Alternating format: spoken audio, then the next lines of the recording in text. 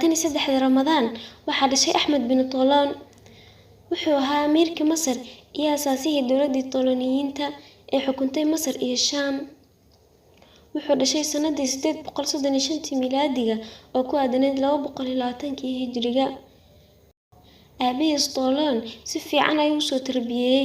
Wuxuu baray xadiidka, fiqiga, tafsiirka iyo militariga. Cilmigiisa iyo geesinimadiisa waxay gaarsiiyeen heer sare. Paypak oo ahaa adeerkiis hooyadiis qaba wuxuu ahaa xaakimkii Masar xilligaas. Wuxuu u magacaabay Ibnu Tolan xukunka Masar.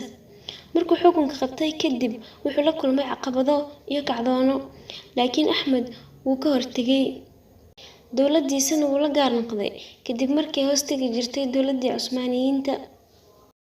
Hawlihii ugu horreeyay uu qabtay waxaa ka mid ahaa inuu joojiyay dhammaan canshuuraha laga qaadi jiray shacabka. Sidoo kale wuxuu aasaasay caasimadda saddexaad ee Masar, Al-Qataa'ic, oo ku taalla waqooyiga magaalada Fustaad. Sidoo kale wuxuu dhisay masjidka jaamaca ah ee lagu magacaabo Jaamicu Axmed bin Tolan oo ku yaalla ilaa hadda Masar. Qisada masjidkan lagu dhisay waxay ahayd qiso cajiib ah. Waxaa la soo wariyay in Axmed bin Tolan uu ku tukan jiray masjid ciriiri ah. Wuxuu go'aansaday inuu dhiso masjid weyn.